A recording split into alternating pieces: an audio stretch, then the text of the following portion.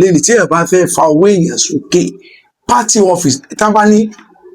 constitutionally ẹ tó jẹ́ leader wa lẹ́ni chairman wa former deputy governor Moses Alake ni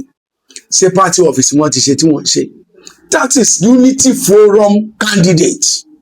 àwọn náà ti sọ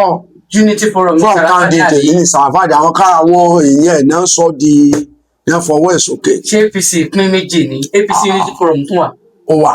wọ́n ṣẹ̀ṣẹ̀ dálẹ̀ láfíà. ẹ bá ń igun mélòó lè APC ní. igun kan la ní tẹ́lẹ̀ but ọlọ́run mọ̀ sọ wá ló ń jẹkújẹ ọlọ́run ṣàánú wa ibi tó máa lè bá ti ń dàpọ̀ mọ́ ọkọ̀. àbáfàdé àlè wọn ti fọwọ́ òkè tí ogun wọn sì fi jẹ́ ò ní pé ààrẹ sọ pé èyí ni àyànfẹ́ ọmọ mi ẹni tí inú mi dùn sí gidigidi ẹ dìbò fún un. ẹ ṣé mo dúpẹ́ dáadáa yẹn ò ní bàjẹ́ ẹ sòrìrè tí yóò dá ìwọ náà ga màá mú sáǹpù látẹ̀kọ̀ nígbà ayé Àǹbọ̀dé tí gáàkì yarí mọ́ Tinubu lọ́wọ́ Gani Àǹbọ̀dé kò ní ìṣẹ̀lẹ̀ keje kí Tinubu ṣe fún wọn ó pè wọ́n ní àwọn gáàkì nílé kò kì í ṣe Tinubu lídà wo ni Tinubu pè lọ́yọ̀ state tó sọ fún ọ pé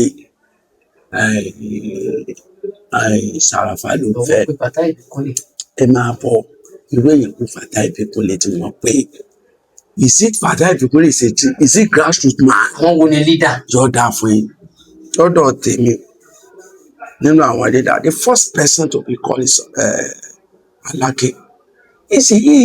former deputy governor for ọdún mẹ́jọ ṣé wọ́n pèsè Tinubu sọ fún un ká wá sọ fún àwọn tí wọ́n ṣe mítìn lè Fatai gẹ̀gàn wọ́n bẹ̀rẹ̀ láti oyin Mufa Adisa Alhaji àti Safẹ́ Akélápá Marafa tó fi dórí gbogbo àwọn leaders òkú ta ni Tinubu pé ebi gbogbo eric lórí kíní lórí Facebook tí a jọ ya fọ́tò ta Tinubu pé tó sọ fún wọn pé tó ń fẹ́rẹ̀ ó lọ sí ẹrí máa ń dùn mí progressive for your state is change but change they are changing to the money mi ní dàpọ̀ èèyàn o àdẹ́bẹ̀kẹ́ ẹ̀ mọ̀ bó dẹ̀fẹ́ ká máa náà mọ̀ pé olóye kò mọ̀ bọ́rọ̀ ìlọ somebody tó pò nílé iṣẹ́ kan tó wájú ẹ̀ Ajímọ̀bí 2011 tán wá fún kọmíṣánná ó mọ̀ ní 2015 wọn ló ra mọ́tò tí labour lò tú àbúrò mi Akínyọ pé ètè dákúntì Nurudeen Akínyọ òun ló sanwó plane 3.5 million tàbí bẹ́ẹ̀mì mi kò wá sọ́yọ́ state ó dẹ̀ ń ṣiṣẹ́ pẹ̀lú Ajímọ̀bí pé ní dákọ̀ ẹ̀ bí mo ṣe ń dákọ̀ ẹ̀ wọ́n máa mọ̀ ẹni náà tẹ́ bá lọ ìlú rẹ̀ apá kan Ọ̀yọ́ state apá kan Ọ̀ṣun state ní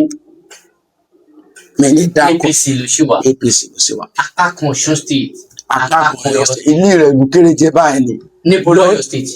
Lọ́ndà Ọ̀yọ́ central mẹ́ni dákọ̀ tí ẹ máa lọ́ṣun ọ̀dọ́ndà Ọ̀yọ́ central ló wà ẹjẹ wa máa bá bọ̀ ní 2019 ó tún ṣe bẹ́ẹ̀ ní 2023 kudos to Senator Teslim Fọlárin ìbárẹ̀ o Ọlọ́run bá mi yóò máa bá ṣàánú ẹ̀ gbogbo tó bá dé ẹni mo fẹ́ sọ lónìí ó ń dàbí pé kì í máa sunkún èmi wà pẹ̀lú Senator Teslim Fọlárin ó ṣàyàn burúkú èèyàn dáadáa ni o mi ò dẹ̀ ní sábúrú pa ẹ̀ Fọlárin ibi tí vote take home fún Ọ̀yọ́ state nígbà tí Tinubu wá primary Teslim kò fún èmi wà bẹ̀rẹ̀ why tẹ̀yìn tí o aspire fún gọ́fúnà tẹ̀ wá ń package ẹ̀ fún gọ́fúnà. chicken package Sàràfà ní àlè. package Sàràfà ní kò mẹ́ president ò sọ bẹ́ẹ̀. president ò sọ. ẹ̀kọ́ tèmi Àsìwé Akọ́ládé àmọ́ ẹ̀sọ́ official state one of the state esco ẹ̀sọ́ official ẹ̀kọ́ tèmi ẹ̀kọ́ sọ bẹ́ẹ̀ pé leader wọ́n pè lọ́yọ̀ state senatorial leader wọ́n pè. ṣé kí wọ́n gbé gbogbo yín gbogbo yẹn. wọ́n gbé wọn gbogbo irọ́ ni mo wá fi dá ẹ lójú ẹ máa gbọ́ ọ̀rọ̀ látọ̀lá lọ lórí rédíò ọ̀rọ̀ tí president sọ ọ̀rọ̀ tí anybody sọ gbogbo ayé ló mọ Fatai Ìbíkúnlé ẹ̀gbọ́n mi ni ẹ mọ̀ wọn mí ní sọ ẹ̀dá ń pa wọn wọ́n ti gbogbo ayé ló mọ̀ wọn. irú èèyàn wo lẹ̀yin mọ̀ wọ́n sí? àwọn ọmọ ẹgbẹ́ olóṣèlú mo mọ̀ bí ẹ mọ̀ wo àwọn olóṣèlú kí ni ìwà olóṣèlú? Jailu ní uprise lọ́la die today rise up lọ́la. kò ní púpọ̀ láǹdé ẹ gbàgbé sọ̀rọ̀ àná di bá mi ìkójúmọ́ tó ẹ gbàgbé ní Alhaji Fatai Ìbíkúnlé. mo ń sọ lórí kiri ní oṣù ẹ̀gbọ́n mi ni o ọ̀gá mi ni o dídá mi máa sọ sórí ẹ pé wọn kó nírọ́ ni wọ́n. ní mi sọ pé onírọ́ ni wọ́n olóṣèlú ni wọ́n. ẹ fẹ́ sọ nǹkan kan. máa sọ nǹkan lẹ́nu ẹ tó ti jẹ́ kí tẹ̀sí ó di ẹ tó jẹ́ kí Sàáfò di sẹ́nétọ̀ tààrí ṣé tẹ̀sí ni